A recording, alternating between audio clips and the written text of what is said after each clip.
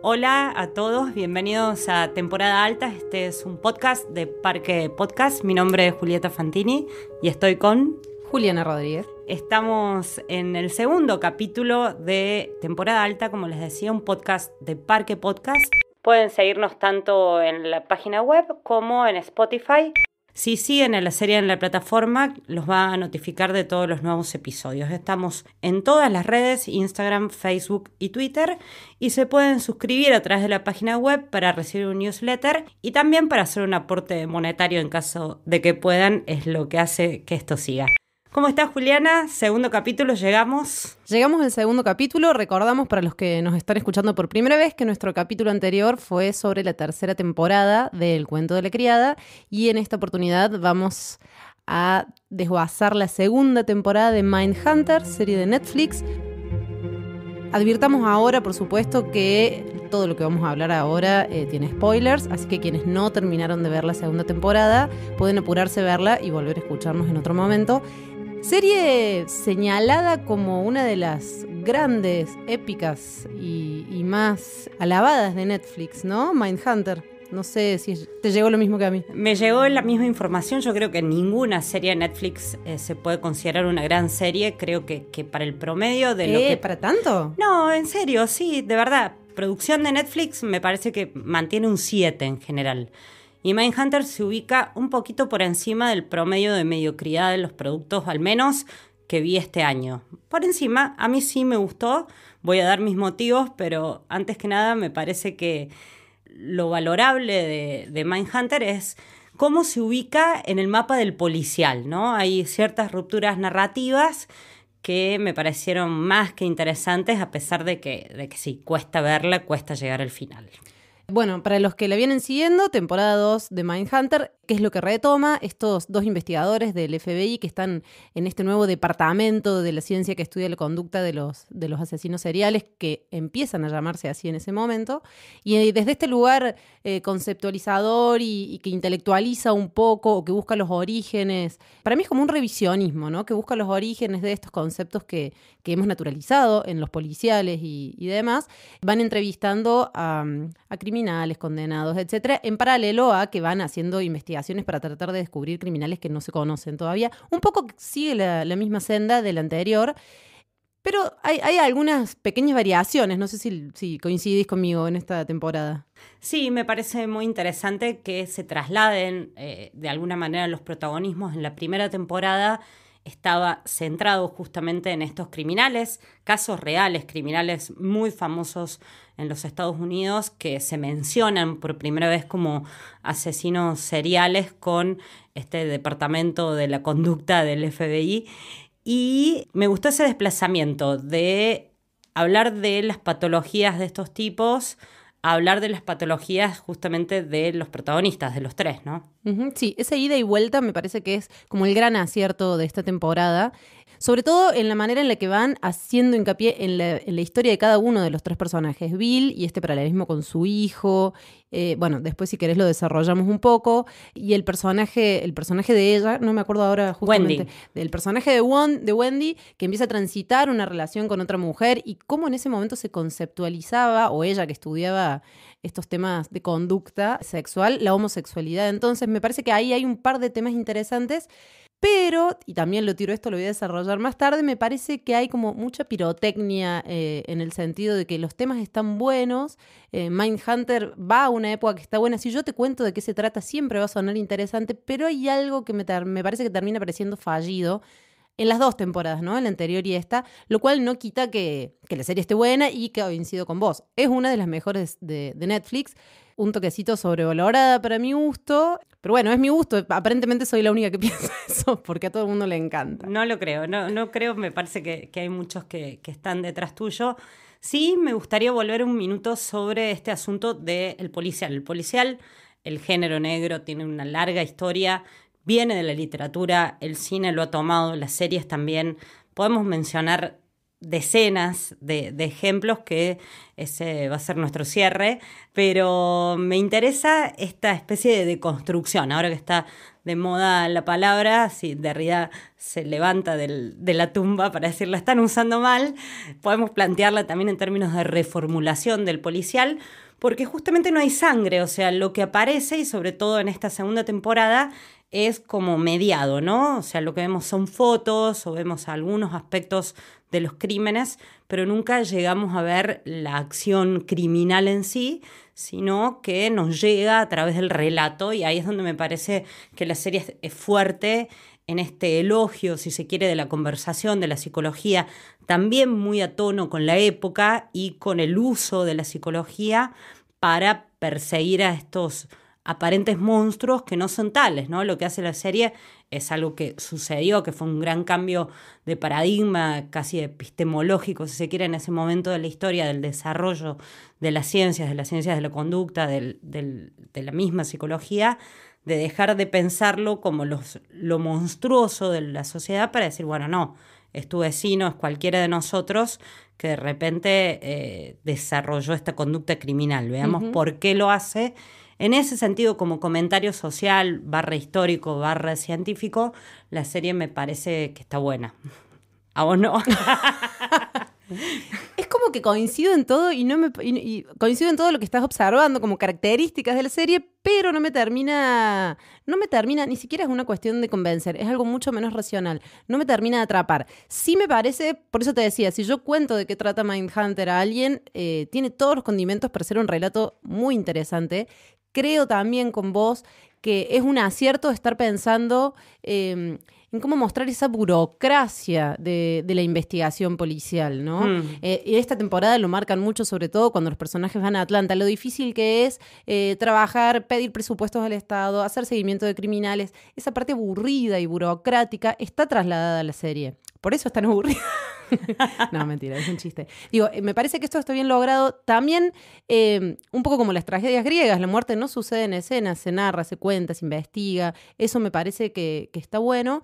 Y tenía algunos ganchos que habían dejado en la temporada anterior, que eran las grandes promesas de esta temporada, como la entrevista a Charles Manson. Creo que muchas expectativas estaban puestas ahí. La serie juega con el morbo, sobre todo de los norteamericanos, pero de todos los espectadores respecto a las mentes de los criminales. Y lo de Manson me parece que era una gran promesa, cumplida con dignidad, no está mal, que sucede, no sé si en el tercer episodio o algo así. Me parece un poco más adelante, es o el cuarto. Sexto. ¿Sí? ¿Tanto? Sí. Ah, mira, es no larga. Me acordaba. Es larga, sí. Si te parece, hablamos ahora de lo que nos gustó y lo que no. Dale. Retomando algunas de las cuestiones que decías, me parece, o me da la impresión que lo más poderoso de esta segunda temporada es justamente la historia del hijo de Bill, del policía más viejo, del investigador más viejo, los ataques de pánico del más jovencito, de Holden, y la sexualidad de Wendy. Esa traslación de las problemáticas, si se quiere, que se ven exacerbadas o que se transforman en criminales en los tipos que entrevistan, fíjate que son todos hombres, ¿no? Esta idea de un niño adoptado evocando todos los mitos y fantasmas que hay alrededor de la adopción, que si te pones a pensar, hay algunas personas que lo comentan y que también es hay un prejuicio. Hay una escena concreta donde la madre de Bill, la esposa de Bill, perdón, la madre del niño, admite que en un momento pensó, bueno, no es mi culpa. Porque no salió de mi cuerpo. Hay como... En eso me parece también que la serie es inteligente. También en replantear, perdón que te interrumpa, pero viene justo el caso, que es en replantear cómo empezó a caer el concepto de maldad, ¿no? O sea, el mal, la maldad como una entidad, como un pensamiento mágico propio del discurso religioso que existió durante mucho tiempo en torno a los asesinos, los criminales y demás, no solo se pone en juego en la misma investigación psicológica que hacen en el FBI, sino en los mismos personajes. Eso que está superado, que está superándose en la investigación, también es lo que se plantean los padres de un niño. Y de hecho, ese momento, yo lo llamo el momento tenemos que hablar de Kevin, que es cuando la serie levanta, vienen varios episodios bastante pesados y demasiado lentos para mi gusto como espectadora. Y la serie levanta con ese momento tenemos que hablar de Kevin, que se extiende, para los que no lo recuerdan, tenemos que hablar de Kevin. Es una película sobre una madre que tiene un hijo asesino, ¿no? También. Tilda Swinton en un papel Exacto. genial. Sí, en ese punto, o yendo a eso en sí, me parece que está bien tratado, ¿no? La resolución no llega ni a victimizarlo al niño, ni tampoco a tratarlo como un Kevin, sino que transita por lugares que está bueno, al punto que ella finalmente se va con el niño y lo deja. Y aparte lo que problematiza es lo que puede problematizar el relato, que es qué pasa con sus padres. No ahonda en qué pasa con ese niño. Asume el relato que es muy difícil acceder a contar eso. Está bien la perspectiva, me parece, qué pasa con los padres, la madre y entre ellos, ¿no? Ellos por separado. Y bueno, sí está muy subrayado qué pasa con su papá, con Bill, que todos los casos que analiza son... en Atlanta, los niños muertos, este joven adolescente que es ese caso que cuenta que contemplaba las torturas y asesinatos de un criminal, si eso lo convierte en responsable o no responsable, todas esas cuestiones morales que plantea la serie, como toda serie norteamericana, atraviesan los personajes. Lo que me parece también que está bueno es que cuando vemos policiales, el riesgo de que alguien querido del investigador o del policía esté afectado por la investigación, normalmente es porque se convierte en una víctima. Es muy raro que ese familiar o persona sea un victimario. Tal cual. Está bueno eso que decís porque era otro de los desplazamientos que había pensado respecto a la primera temporada de la segunda. En la primera temporada te hacen un planteo en el cual tratan de sacar la criminalidad al terreno de la maldad, ¿no? Del horror, esta cuestión religiosa o mítica que vos comentabas, y llevarla al laboratorio. Vos fíjate que ellos no son los dos policías que habitualmente vemos en los policiales, que investigan, que se involucran, que generalmente ponen el cuerpo, sino que ya está, los asesinatos, salvo una trama que se extiende durante toda la temporada, están consumados, ya están los culpables y se enfrentan al relato para poder justamente ahondar en las raíces de ese crimen y dejar de tratarlo como monstruos que no puedes comprender, sino comprenderlos justamente para prevenir o para poder dar cuenta de la situación, ¿no? Casi con una perspectiva sociológica que se cruza ahí. Y el desplazamiento en la segunda es que se mete esa cuestión moral que ellos intentan sacar en la primera, sobre todo el personaje de Holden, que es como el más frío, si se quiere, al momento de abordar a estos criminales. Las cuestiones morales se meten de lleno en la segunda y eso es lo que me parece más interesante de la serie. Igual, no me acordaba de tanto, fue en 2017 la primera temporada, tuve que volver para poder relacionar lo que estamos hablando ahora. Otro punto alto, bueno, como te decía, a mí coincido, el momento en el que involucran al niño, al hijo de Bill, es el momento que tenemos que hablar de Kevin, me pareció uno... O ahí me atrapó la serie. Hasta ese momento realmente me estaba costando mucho seguirla, me parecía muy lenta. Me sorprende mucho que hay un gran manejo de la tensión en la música, en el movimiento de cámaras, en la fotografía, pero no en el relato, no en el guión. Hay misterio generado en torno a la nada por momentos. Y eso no tiene que ver con que yo sea un espectador impaciente. De hecho, hay muchísimas series que tienen su tiempo narrativo, de Mad Men en adelante y para atrás, que son muy buenas, pero esta me parecía eso, que había un despliegue, un arsenal de recursos alrededor de un guión que me estaba sobrando, me quedaba a gusto a poco. Y el otro momento, que sí, y ahí levanté de vuelta, que me parece un gran momento, algo que me gustó mucho de la serie, es que la serie se vuelve para mí realmente interesante cuando empiezan a seguir el caso de los niños asesinados en Atlanta. Y ahí, si vos te pones a analizar, es cuando la serie va a lo más tradicional del policial. Dejan de lado las entrevistas a los criminales, dejan de lado la triangulación y la multiplicidad de historias y se abocan a lo más elemental del policial clásico, bueno, que es el investigador o los investigadores tratando, el gato y ratón, tratando de buscar a este gato que finalmente no encuentran a medias. No encuentran, porque el tipo que detienen, después, si ves las placas del final, yo no sabía la historia, no la conocía. Y me puse a leer, y bueno, viste esa construcción posterior que uno hace de los relatos y me cerró. Al principio no entendí nada. O sea, ese final no lo entendí. Y lo pude entender recién, o sea, completé el entendimiento cuando leí cuál era la historia, por fuera de la visualización. Pero bueno, insisto, en ese momento yo dije, bueno, esto que es donde me atrapó como policial, es cuando vuelven en las raíces. cuando abandonan las charlas, las entrevistas y bueno, y lo que caracteriza a la serie, a fin de cuentas. Cuando abandonan eso, cuando se relajan, es cuando a mí como espectadora me atraparon. Y también hay una dimensión, me pasó lo mismo, hay una dimensión que está buena, que es la dimensión política y más racial, ¿no? Esas madres, que son las madres de los niños de Atlanta, secuestrados, asesinados, en algunos casos ni aparecieron los cuerpos, simbolizan a muchas otras madres, las nuestras, u otros problemas raciales que aún tienen en Estados Unidos, y hay un guiño al presente que me gustó. Y otra cosa que me gustó fue la breve aparición de Ed Kemper, del gordito, ¿no? Es muy bueno ese actor, Es ¿no? muy bueno, y fue como muy corto muy corta su participación. Me hubiera gustado un poco más de él. A mí me pasó algo más en esta temporada, justamente cuando vos hablabas de esto de las madres, que pensaba cómo la serie, de alguna manera, en un montón de escenas y en un montón de temas, saca a relucir esto que observabas. El problema básico y de fondo de un montón de cuestiones en Estados Unidos, que es racial, y también esto que les ha costado tanto a los norteamericanos revisar, que es cómo crean monstruos, cómo la misma sociedad en la que viven está creando monstruos. Está en el discurso del personaje de Charles Manson cuando lo investigan, ¿no? Cuando van a hablar con él, que se los dice en la cara, y se lo dice a Bill justo cuando Bill está revisando el tema de su hijo. Están los que dicen estas mujeres de Atlanta también, ¿no? Esta sociedad en la que viven, esta ciudad en la que viven. El problema ahí se sale de el individuo, el criminal, el asesino serial, sino que va a cuáles son los síntomas que la sociedad norteamericana tiene ahí a flor de piel. Me parece que todo lo que involucra a niños en esta temporada, que es bastante delicado, incluso este otro asesino que asesina chiquitos, atraviesa también eso. ¿Qué infancias están creando, ¿no? ¿Cuál es el síntoma, como te decía, de ese futuro que se viene, que es el que vivimos hoy?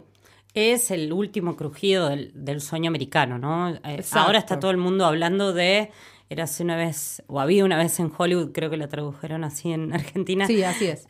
Y es eso, la aparición de Manson se marca el año 69, con los asesinatos de Sharon Tate y sus amigos, como el final del sueño, el final de los 60, y fines de los 70, comienzos de los 80, ya lo rotos que estaban los estadounidenses como sociedad, es algo que la serie comenta de una manera medio tangencial, pero la aparición teórica de estos sujetos, de los asesinos seriales, es una forma también de entender o de darle racionalidad a lo que están pasando. Y me gustó una cosa más. Ay, ¿te gustó más de lo que yo pensaba? No, lo que pasa es que no quise sonar tan amarga. Realmente a mí la serie me parece muy sobrevalorada, insisto, no termino de entender un montón de decisiones estéticas. Creo que también es una serie que viene muy avalada por la crítica cinematográfica, dado que David Fincher es director de algunos capítulos. No es el autor de la serie.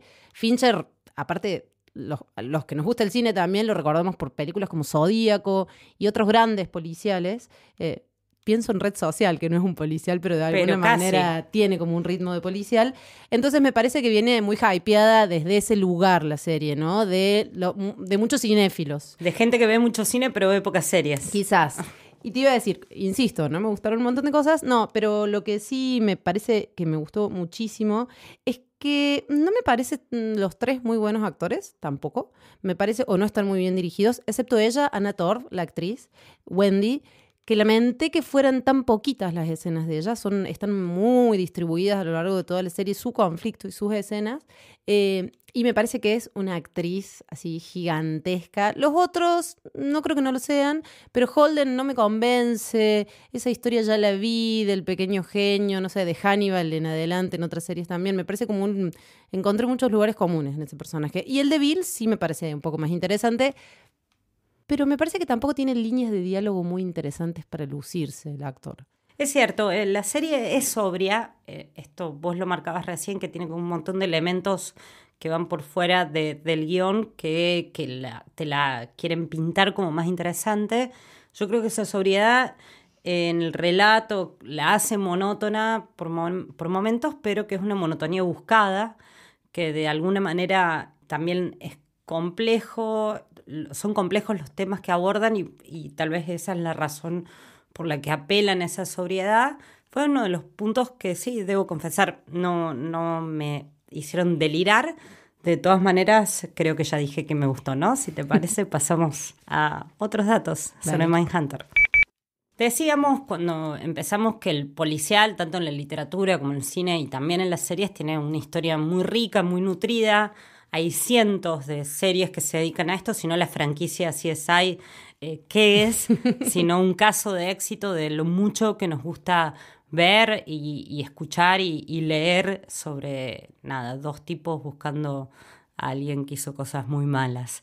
Hay otras vertientes, hay algo que apareció en los últimos 5 o 10 años que en algún momento, al menos en lo personal, me obsesionó, que fue el policial nórdico escandinavo, esta especie de nuevo negro que tuvo sus ejemplos increíbles en Forbidden, que luego tuvo su adaptación estadounidense, también se llamó The Killing, en Brombroen, que luego tuvo sus versiones con The Bridge y El Túnel, y ni hablar de Wallander. Wallander en realidad son las novelas de Mankell. Hay mucho fanático en Argentina de Mankell y que tuvo a Kenneth Branagh encarnando a ese policía en series, en varias adaptaciones de los libros que duraron unos 8 años, lamentablemente se dejaron de hacer. Otros ejemplos de este policial, que es una especie de origen, si se quiere, narrativo de Mindhunter y otras series más rupturistas, pueden ser Trapped, la islandesa, que muchos vieron en Netflix. Todas las que estás nombrando me parecen series, digo, solo quiero aclarar esto, series altamente recomendables para quien disfruta, no disfruta de los policiales. Todas las que dijiste. Y quería hacerte una observación sobre Wallander, que la duración de los capítulos, o sea, cada una de las novelas se cuenta en 2 capítulos de 1 hora y media que duran casi como una película, o 2 capítulos que duran una película, o si fuera una película larga. Sin embargo, el relato, que no es un relato apurado, que no tropieza y que no está impulsado por cierta manera de consumir que tenemos desde el streaming, es muy atrapante. Digo, simplemente para hacer este contrapunto de cómo podés hacer un relato que se tome su tiempo, que sea largo, que sea lento, pero que te atrape. Que no pasa en Mindhunter, pero en Wallander sí. Y bueno, en Wallander lo tenés a Kenneth Branagh, ¿no? Hay una distancia en lo que decías respecto a las actuaciones o a las condiciones actorales de los protagonistas de Mindhunter, y otras, por nombrar, Fortitude, Mammon, también excelentes. Luego podemos hacer una lista, si no lo llegan a notar, y acompañamos el podcast con la lista escrita. Y volvía sobre una idea de esto que en algún momento se usó como título, que son como las series que llegaron del frío, ¿no? Con una condición climática que también, de alguna manera, configuró una narrativa que dio lugar a grandes experimentos, no necesariamente que provengan de estos países, de Suecia, Dinamarca, etcétera, o Islandia, Finlandia, sino también en la televisión británica, con Luther, con Broadchurch, con Collateral, una serie que se vio hace poquito en Netflix. Es buenísima, Collateral. Realmente vale la pena verla. Y en Estados Unidos, saliéndose de ese camino marcado por CSI y otras, podemos nombrar True Detective, y yo me animaría hasta meter en esta lista Leftovers. Creo que hay una especie de guía que conecta todas estas series y que también pone a Mindhunter en ese camino un par de escalones más abajo. No sé cómo lo ves vos. Sí, un escalón más, quizás. No, coincido. Me parece también, yo mientras veía Mindhunter, así como mis links mentales de qué otras series me hace acordar, pensé mucho en las series nórdicas. Pensaba recién cuando te escuchaba también en que el concepto serial de la edad dorada de las series básicamente es policial.